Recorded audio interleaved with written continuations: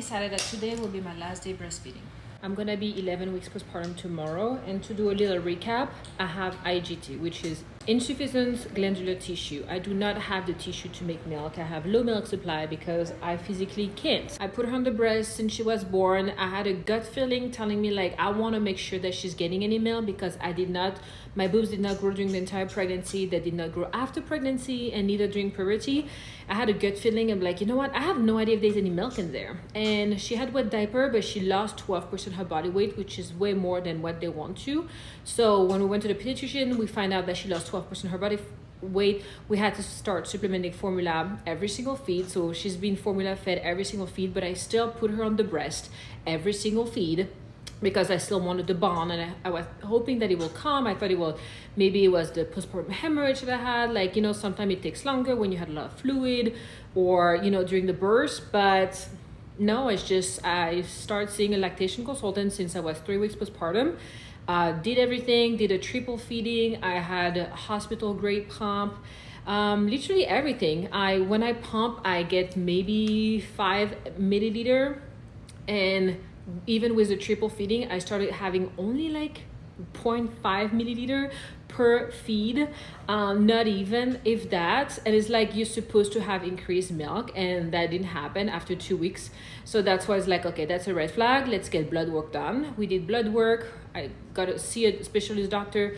I did the blood work for all my hormones, and everything is perfect. Like all my hormones, my HCG number is low. That means there's no retained placenta. Like everything is literally great. Like my progesterone and estrogen, my prolactin hormone that makes you milk the breastfeed was super high actually. So that told the doctor that my body is working super hard to make the milk, but the fact that I have no milk means like I physically cannot do it. Like I physically do not have the storage capacity to make more milk, and what I have is my maximum capacity.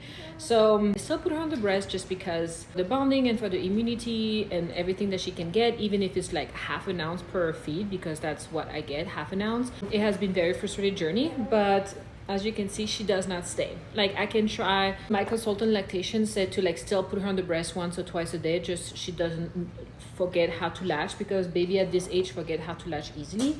And that's what I've been doing. I've been feeding her now the last 2 weeks only. I've been putting her on the breast only morning and night. Before it was every single feed and then the bottle. But she stayed less and less long. She used to stay like 15, 20 minutes, even 30 minutes. And then it went down to 10 minutes and then 5 minutes. And now I literally she keeps coming off and on, off and on. And, you know, in my head, I'm like, I'm going to try to stay 3 months, but I think it's time. She just doesn't really care about it anyway. It was me thing. I wanted to stop doing it.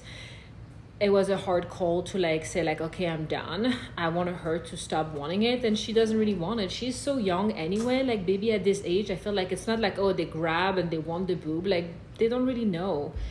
She just wants food, that's it. And even if my lactation consultant said like let her decide, she's not really on it. She's sucking on it like it's a lollipop. She's not sucking anything. She knows there's nothing. She's not really someone that cries really crazy. She's a pretty easy baby and calm, so I don't really have to like comfort her on the boob either.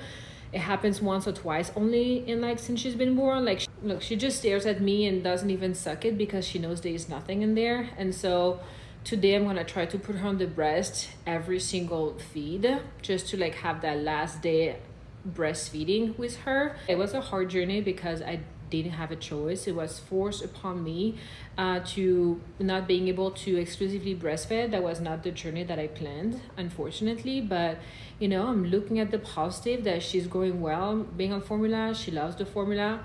She doesn't get on the boob to like for comfort. So it was really a me decision, and I don't want to hurt myself more and stay attached to, you know, breastfeeding. I feel like it's time to call it quit.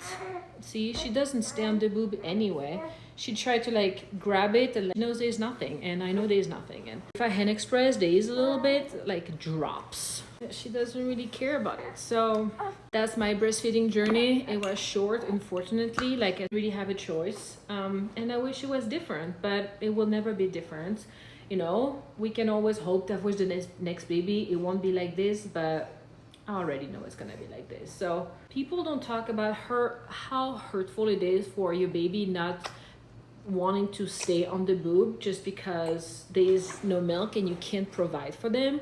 It's really hurtful, and I used to cry at the beginning for it. So it's like, instead of me forcing myself and her to like put her on the breast, and when there's literally nothing, is like, I'm just hurting myself more in the long run. So I think it's best to call it quits. I'm in an appointment tomorrow to get my diaspora, so I won't be able to breastfeed her again.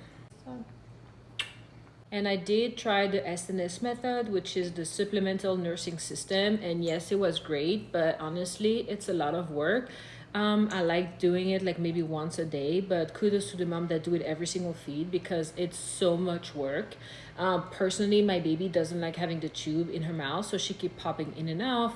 And it takes her so long to drink the 4 ounces that you can put in that little silicone bag. It really takes her a long time to finish that 4 ounces, and now she drinks 6 ounces per feed. It's like literally staying there for an hour. I feel like it's not even worth it. Like, I'm spending my time sitting down and just trying to force her to eat with that method, with not even being happy about it. It's very bittersweet. I even thought about doing the SNS method one more time today for one of her feed, and see if she will stay on it. But if she's on my boob, then she falls asleep and then she doesn't eat. So it's like a whole thing. It's like giving the bottle is just so much easier at the end of the day. I feel like at the point where it's more hurtful to stay on it, because every time she's on it and she doesn't want to latch and she just come off, it's more like I'm being stabbed in the heart. It's like a reminder that I am not enough and I cannot provide by myself for my daughter. So I think it's better to do it cold turkey, and to not be reminded every single day, every time she doesn't want to stay on it. She doesn't care about it. She just wants the food anyway. It's more for me. Sweet journey, and I'm so glad that I got to experience a little bit of that breastfeeding journey with her, even though it was not exactly like I planned to, or like I dreamed about. Yeah, I'm still grateful that I was able to bond with her that way, but sad that it has to end because I can't provide and I'm not enough for her. So if you're going through the same journey, or whatever your journey is, just remember that your baby, our baby, still love us no matter the way that we're choosing to feed them.